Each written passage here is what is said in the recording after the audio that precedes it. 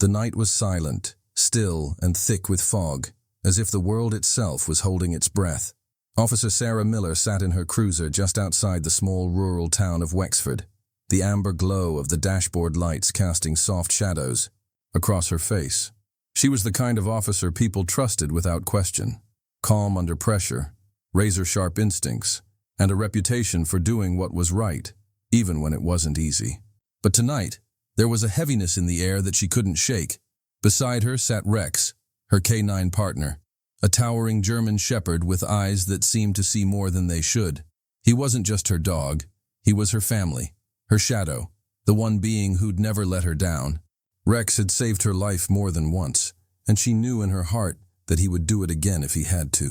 Sarah reached over, gently scratching behind Rex's ear, something she always did before a long shift. He let out a soft grunt of appreciation, but didn't relax. His posture remained alert, his eyes fixed on the narrow, tree-lined road ahead. It struck her as odd, but she dismissed it. After all, Rex was a working dog. Maybe he just sensed something she didn't, yet. As the radio crackled with routine dispatch chatter, Sarah's thoughts wandered briefly to the last few months. Something had felt off lately. She couldn't explain it. Little moments of déjà vu, a nagging emptiness she couldn't place, but she chalked it up to stress. Work had been intense lately, and her days seemed to bleed together. What she didn't know then was that this night would unravel everything she thought she knew about her past, her department, and herself. The first time it happened, Sarah thought, it was just a raccoon or maybe a coyote rustling near the old mill. Rex had suddenly lunged toward the fence, barking ferociously, his hackles raised and muscles taut like a coiled spring. It was 10 p.m. sharp. The air had shifted, turned colder somehow, and the mill stood there in the moonlight, a crumbling structure of rust and sorrow. She pulled him back gently, whispering, "Easy, boy. It's nothing, just shadows." But Rex wasn't convinced. His eyes were locked on the mill's second-story window, one long shattered and forgotten by time. He kept growling, low and guttural, as if something, or someone, was inside. Sarah let her flashlight trace the ruins, but nothing moved. No heat signatures, no footsteps, just silence. The next night, it happened again, and the night after that. Always at 10 p.m., always the same place. Each time, Rex grew more aggressive, barking louder, scratching at the door of the cruiser, demanding to be let out. The fourth time, he nearly broke his lead. That's when Sarah's instincts started to whisper. Something was wrong. Still, she didn't report it. Who would believe her? A haunted mill? A barking dog? It sounded like the start of a ghost story, not an official complaint. But deep down, she couldn't deny it any longer. Rex had never acted like this before. Not in all their years together. And Rex didn't panic without a reason. By the fifth night, Sarah stopped parking there just to calm Rex. But even miles away, at exactly 10 p.m., he'd sit up straight in the cruiser, ears perked, eyes scanning the horizon, and begin to growl, as if some invisible clock was ticking, and time was about to run out. It was the sixth night. Sarah found herself once again near the old mill, not because she had to be, but because something inside her needed answers. Rex had grown restless, pacing back and forth in the back seat, his eyes fixed on the dark silhouette of the crumbling structure. It was 9:58 p.m. She checked her watch. 2 minutes until whatever this was happened, and then, like a ghost emerging from the mist, a figure stepped out from behind the ruins. Sarah instinctively reached for her weapon, but then recognized the man. Tom Larson, the precinct's tech analyst, the guy who lived behind monitors and spoke fluent keyboard. He was the last person she expected to see here. He looked disheveled, drenched in sweat despite the chill, his glasses crooked on his nose. His hands trembled as he raised them in surrender, his voice ragged. "Sarah, thank God. I didn't think you'd come." She stepped closer, keeping a hand on Rex's collar. "What are you doing out here? Are you following me?" Tom shook his head violently. No, it's not like that. I had to warn you, I didn't know how else. I've been watching you come here every night. I had to time it right." His eyes darted around as if someone was watching. Sarah's instincts flared. Something was wrong. Very wrong. Tom stepped closer, lowering his voice. They're watching you, Sarah. They've erased parts of your memory. You don't even remember being at the warehouse fire 3 months ago, do you? She froze. Her blood ran cold. What are you talking about? She whispered. Tom reached into his jacket pocket and pulled out a flash drive. This, he said, breathless, has everything. Sarah stared at the flash drive in Tom's shaking hand, her mind racing. What do you mean I was at that fire? She asked, her voice suddenly hoarse. I wasn't even on shift that night. Tom looked straight into her eyes, his own filled with something deeper than fear. It was guilt. That's what they want you to believe, he muttered. You were there, Sarah. I saw the footage myself. You walked into that warehouse and walked out with something, a metal case. It's all on here. Sarah instinctively took the drive, her fingers trembling. Why would I do that? Why would I be there? You didn't do it willingly, Tom said urgently. I think they erased you. Parts of your memory, your decisions. There's tech that can do it. Or maybe drugs, hypnosis. I don't know how deep it goes, but someone made sure you wouldn't remember. And now, they're watching to make sure you don't find out. Sarah's pulse thundered in her ears. She took a step back, trying to process the impossible. Memory loss, stolen evidence. Who would go through such lengths? But before she could say anything else, Tom's head snapped toward the trees. His eyes widened in terror. They found me. What? The words had barely left her mouth when a single sharp crack echoed through the air. Tom jerked back, a crimson bloom spreading rapidly across his chest. He collapsed in front of her. No! Tom! Sarah shouted, rushing to him. But it was too late. His eyes were frozen in shock, his final words caught in his throat. Before she could fully process Tom's death, Sarah's training kicked in. She crouched low, drawing her weapon. Rex snarled, lunging toward the trees, his body shielding Sarah. Instinctively, another shot rang out, splintering the wood post inches from her face. Adrenaline surged. Whoever was out there wasn't just trying to silence Tom. They were coming for her too. Go, Rex, move! She shouted, darting behind the mill's brick wall as Rex led the way, nose to the ground, guiding her through the darkness. They weaved through the overgrown brush and fallen timber, every footstep behind them sounding like thunder. Rex barked again, louder, closer this time, as they scrambled behind a rusted shed. A figure in black darted into the clearing, scanning for movement. Sarah held her breath, clutching the flash drive tightly in her palm, her heart pounding against her ribs like a war drum. Another shot. Closer. Rex lunged suddenly, knocking the shooter off balance. A fierce growl tore through the night as the man screamed, his weapon clattering to the ground. Sarah didn't hesitate. She bolted, Rex hot on her heels, down an old access road that hadn't seen tires in decades. They ran until the sounds of pursuit faded, replaced by the quiet panting of a dog and the thumping of a terrified heart. Covered in sweat, her mind reeling, Sarah clutched the flash drive and looked down at Rex. You saved my life, she whispered, eyes glassy. Rex only looked up, ears alert, as if to say, it's not over, and it wasn't, not even close. The glowing neon sign of an old 24-hour diner flickered in the distance like a beacon in the night. Sarah's tires screeched slightly as she pulled into the empty lot. Her hands trembled on the wheel. Rex, ever alert, sat upright in the passenger seat, watching her, his eyes filled with unspoken worry. She stepped inside, the soft chime above, the door slicing through the silence. The place was nearly empty, just a tired trucker sipping coffee and an elderly waitress behind the counter. Perfect. Sliding into the farthest booth, Sarah kept her back to the wall and eyes on the entrance. Rex lay at her feet, head resting on his paws, but ears twitching with every sound. The waitress came by, offering a gentle smile and a steaming mug of coffee. Sarah nodded her thanks, but her focus was elsewhere. Her fingers brushed the flash, drive in her pocket. That tiny piece of plastic had already cost a man his life, and nearly ended hers. She didn't know what she was about to see, but every fiber in her being screamed that it was going to change everything. With a deep breath, she pulled out her laptop and inserted the drive. The screen blinked once, twice, then opened a folder, titled Miller. Inside were video files, time-stamped, labeled, encrypted. She clicked the first one, and what she saw made her blood run cold. The grainy black and white footage crackled to life on her screen. It was clearly from a warehouse security camera. The timestamp read 3 months ago, the same night Tom had mentioned. And there, unmistakably, was Sarah Miller. She watched in stunned silence as a version of herself, same uniform, same haircut, walked into the warehouse. There was no hesitation in her step.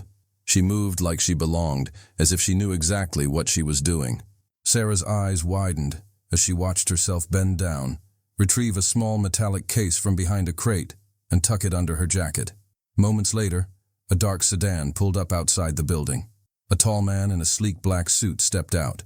He had no visible badge, no name tag, just cold, calculating eyes. The Sarah in the video handed him the case. They exchanged a few words. No audio. Then, as if on cue, the two parted ways. No hesitation, no fear, no confusion. The real Sarah stared at the screen in horror. "I don't remember this," she whispered to herself. "I wasn't there. I couldn't have been there." She clicked on another file.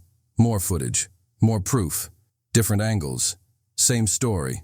The metal case, the man in the suit, her face. Her heart hammered in her chest. The questions flooded her mind. Who was that man? What was in the case? And how could she have done something so calculated without remembering any of it? She didn't feel like herself anymore. Her entire identity, her oath, her badge, her purpose, now rested on a version of reality she couldn't even remember. Then her phone buzzed. It was a simple vibration, nothing more than a whisper in her pocket. But in that moment it felt like a scream. She reached slowly for her phone and glanced at the screen. One new message. No contact name. Just a number she didn't recognize. You shouldn't have watched that. "Drop it now." The blood drained from her face. She looked around the diner. The waitress had disappeared into the kitchen. The trucker was gone. The place was suddenly too quiet, too empty. Her breath hitched in her throat. She glanced out the window. A black SUV had parked across the street, unmoving. Windows tinted, engine running. Her fingers curled around the phone as her eyes darted back to the laptop screen, still frozen on the image of herself with that case in her hands. They were watching. Whoever they were, they had eyes on her now, and they knew she had seen the truth. The message wasn't just a warning, it was a threat. Rex growled softly under the table. Sensing her tension, his hackles raised. Sarah knew staying even one more minute in this diner was dangerous. Whoever was after her wouldn't stop at Tom. They wouldn't stop at threats. They wanted her silenced, erased, just like her memories. She quickly shut the laptop, slid it and the flash drive into her bag, and stood. Rex was on his feet instantly. They walked calmly to the exit. But as she stepped out into the night, her mind raced. She had uncovered something bigger than she could understand, something dark, calculated, and deeply embedded. And now she was the target. But she wouldn't run forever. She would fight back. The bell above the diner's door chimed softly again. Sarah looked up out of instinct, and that's when she saw him. A tall man in a brown leather jacket walked in slowly. His face was unreadable, his eyes covered with reflective aviator sunglasses despite it being night. He moved with a strange kind of calmness, too smooth, too deliberate. Every step was measured, calculated. He didn't look like a local. He didn't look like a trucker. And when he walked past the empty booths and chose the one directly behind hers, Sarah's instincts screamed. Rex stiffened under the table, letting out a low growl, his eyes fixed behind her. She placed a calming hand on his back, but her mind was racing. Was this man just another customer? Or had the message on her phone just arrived in flesh and blood? She reached for her coffee, using the movement to glance into the reflection of the window across from her. The man wasn't reading a menu. He wasn't ordering food. He was watching her. Every breath, every move. Then he shifted forward slightly, his hand dipping into the inside of his coat. Sarah's pulse quickened. She tightened her grip on Rex's harness. She didn't need more evidence. This man wasn't here to eat. He was here for her. Without warning, the man lunged. His hand flashed out, gripping something metallic, long, thin, and gleaming under the diner's overhead light. A syringe. Time seemed to slow. Sarah barely had a second to react before he was on her. She twisted to the side, knocking the coffee cup to the floor. The hot liquid splattered across the tiles as the man reached over the booth, shoving the needle toward her neck. But Rex was faster. The K9 erupted with a snarl, launching upward and sinking his teeth into the man's forearm. The stranger let out a grunt of pain, dropping the syringe to the floor with a sharp clatter. Sarah grabbed the back of his jacket, yanking him forward and slamming him into the booth's edge. Customers screamed. The waitress cried out in panic. Chaos broke out. The man shoved Sarah hard, trying to regain control, his other hand reaching for a second object in his coat. But before he could pull it out, Rex pounced again, this time dragging the man down onto the diner floor. The attacker gasped, eyes wide. He convulsed suddenly, his whole body jerking unnaturally. Then, silence. The diner stood still. The man lay motionless, his eyes open but vacant. The syringe lay nearby, its plunger partially depressed, a few drops of clear liquid staining the floor. Sarah stared, breathing heavily. What had just happened? Sarah knelt beside the man, checking for a pulse. Nothing. No breath. No movement. Dead. Within seconds. And then she saw it. A faint puncture wound on his wrist. Her eyes snapped to the syringe. Had he accidentally injected himself in the scuffle? Was the liquid some kind of poison? The realization hit her like a wave. He hadn't come to interrogate her. He hadn't come to intimidate. He had come to eliminate her. And whoever had sent him wasn't playing games. Sarah quickly looked around. The diner had emptied, just the waitress sobbing behind the counter, calling 911, and a few shocked witnesses, frozen in place. She grabbed the syringe with a napkin, stuffed it into a Ziploc bag from her backpack, and clipped Rex's leash. Time was up. The enemy wasn't just monitoring her. They were sending killers now. She needed to disappear. Not just from town, from everything. She gave the waitress one last look of silent apology, then disappeared into the night before the flashing red and blue lights could arrive. With Rex by her side and the flash drive in her coat pocket, Sarah ran toward the unknown. She didn't know who was behind this. She didn't know what they were, hiding. But she was no longer a confused cop clinging to fragments of memory. She was a woman hunted by something powerful and determined to expose the truth. Sarah sped away from the diner, her hands gripping the steering wheel like a lifeline. Her uniform, once a symbol of honor and order, now felt like a target. Her heart pounded, not just from the attack, but from the realization that chilled her to the core. She couldn't trust her own department. Not anymore. She pulled off the highway onto a deserted back road and stopped. The stars above offered no comfort, only cold silence. With trembling fingers, she took out her badge and phone, symbols of her identity, and stared at them. Her phone had already betrayed her. The anonymous message had come through it. It might be tracked, monitored, compromised. With one final breath, she dropped it to the ground and smashed it under her boot. The screen cracked like glass shattering between her past and the unknown future. Then came the badge. The golden shield had always been her pride, her purpose.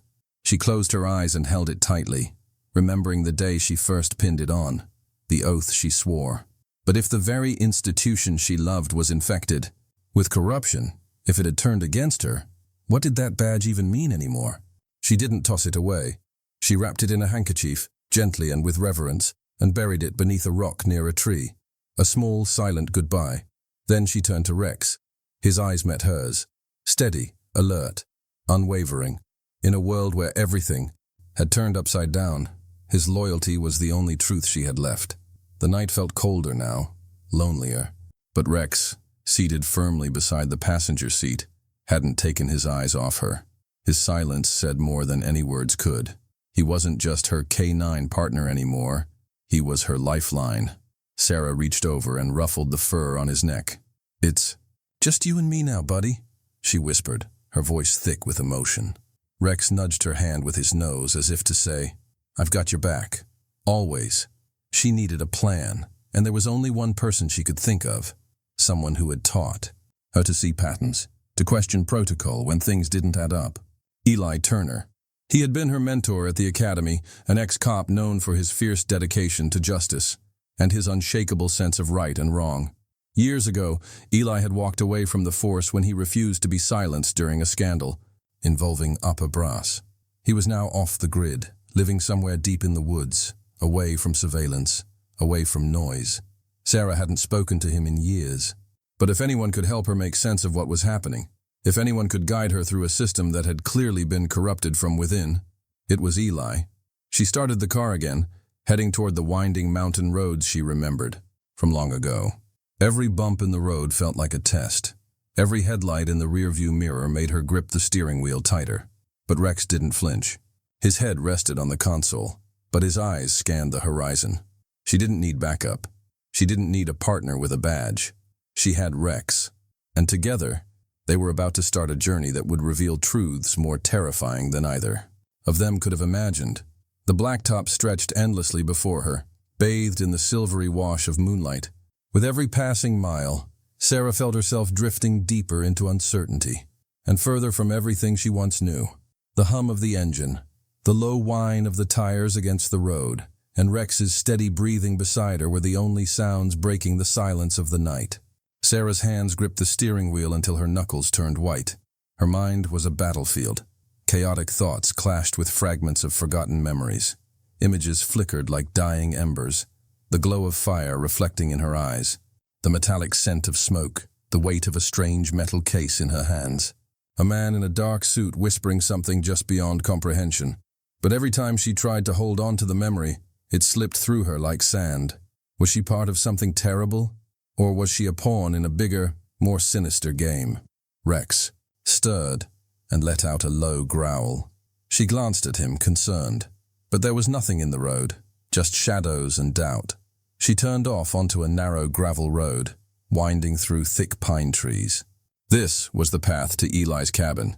He'd shown it to her once, years ago, as a place of retreat, a sanctuary for when the world became too much. Now, it might be the only safe place left. And still, deep inside, a question burned. What if Eli doesn't trust me? What if I really did something terrible? But she had no choice. She needed the truth, whatever it cost. Just before dawn broke, the treetops gave way to a small clearing. There, nestled between jagged rocks and towering evergreens, stood the old wooden cabin, weathered but sturdy, lightless, quiet. Sarah pulled the car to a stop a few feet away and cut the engine. For a long moment, she just sat there, heart pounding. The crisp morning air nipped at her cheeks as she stepped out, Rex close behind. Gravel crunched beneath their feet. She climbed the porch steps slowly, remembering the last time she stood here. Years ago, training with Eli in the woods, learning survival tactics and how to read people like open books. She raised her hand to knock, but the door creaked open slightly before she could. A barrel of a shotgun appeared first, followed by a pair of piercing eyes that hadn't dulled one bit with age. "Sarah?" Eli Turner's voice was rough, skeptical. Sarah raised her hands, her voice steady but urgent. "It's me, I swear. I didn't know where else to go." Rex barked once, firm and loud, but not threatening, a sign of alert, not danger. It made Eli pause. "You're not alone," he muttered, lowering the shotgun a fraction. "That dog still got better judgment than most people." She exhaled, almost collapsing from the weight of it all. "Please, I need your help. It's bad, really bad." Eli stepped aside slowly, motioning her inside. And just like that, she crossed the threshold, not just into the cabin, but into a reckoning long overdue. Inside, the cabin was dimly lit and smelled of pine, gun oil, and coffee. The walls were lined with books, old case files, and maps. A fireplace crackled faintly, casting orange shadows across the room. It hadn't changed. It was exactly how Sarah remembered it, fortified, thoughtful, and quiet. Eli poured black coffee into 2 metal mugs, never taking his eyes off her. "Start talking," he said. "But if I smell even a hint of a lie, you're walking right. Back out." Sarah nodded, took a breath, and began to tell him everything.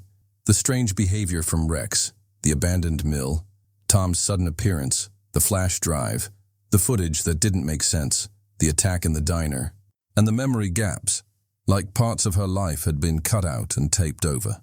Eli listened silently, not even flinching when she mentioned the mysterious man in the suit or the warning text. When she finished, he was quiet for a long time.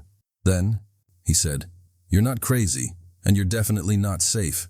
He took a long sip of coffee, then set the mug down. If they've erased your memory, it means you were close to something big, bigger than just a warehouse fire. You were onto someone, and they want that gone. Permanently. Rex lay at her feet, finally relaxing for the first time in days. Sarah looked at Eli with desperate eyes. So what do we do now? Eli stood, walked over to a drawer, and pulled out an old, dust-covered folder. He handed it to her. We dig, he said, and we don't stop until we know why they're trying so hard to make you forget. The morning sun poured faint light into the cabin, casting long shadows across the wooden floor.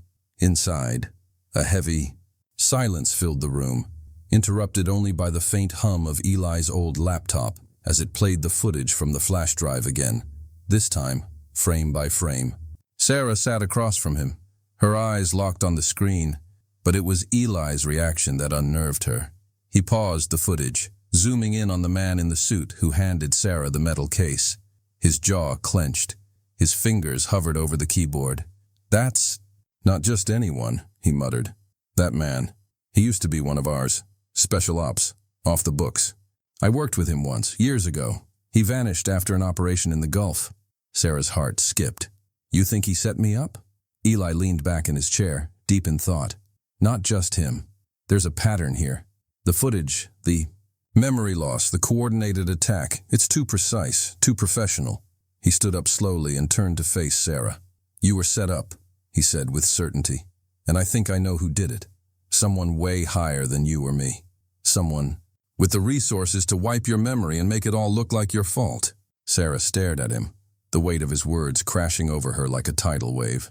Rex stirred at their feet, ears twitching, sensing tension in the air. But neither of them knew just how close the enemy truly was. Miles away, in a room swallowed. In darkness, the hum of servers echoed against cement walls. Cold blue light from a dozen monitors glowed like specters in the night. On the center screen, live surveillance footage from Eli's cabin. A man in a black turtleneck sat silently, his face expressionless as he watched Sarah and Eli's every move. His fingers drummed against the table rhythmically. He zoomed in on Eli's laptop, noting every detail, every gesture, every file they opened. Behind him stood another figure, only partially visible in the dim light, arms crossed, silent as a shadow. They found the footage, the man said without turning. She wasn't supposed to make it this far. The figure behind him finally spoke, voice cold and deliberate. Initiate phase 2. She can't leave that. Cabin. A silent alarm triggered. Dozens of red markers lit up on a digital map. The hunters were closing in. Back in the cabin, Sarah stood near the window, gazing out into the forest. The silence felt different now, charged, expectant. She could feel it in her bones. The calm before the storm. Eli closed the laptop and stood beside her. No matter what happens next, he said, you need to know. This was never your fault. Sarah nodded slowly, her hand resting on Rex's head. A single ping echoed from her phone. She looked down. A new text message flashed on the screen. The truth has just begun to surface. Run. Her breath caught. She looked at Eli. He was already moving, grabbing a rifle from under the floorboards. Rex growled low, steady, and deadly serious. And then, just before the final frame, if you found Sarah and Rex's story as thrilling and emotional as we did, don't forget to hit that like button and share this video with your friends, because sometimes the truth is stranger than fiction, and we want to hear from you. What do you think is really going on behind the scenes? Who do you believe is behind Sarah's memory wipe and the mysterious attack? Drop your thoughts and theories in the comments below. Your insight might just help solve the mystery. Make sure to subscribe and turn on notifications, so you never miss the next jaw-dropping chapter in Sarah and Rex's journey. The truth has only just begun, and together, we'll uncover every secret. Stay curious, stay safe, and thank you for watching.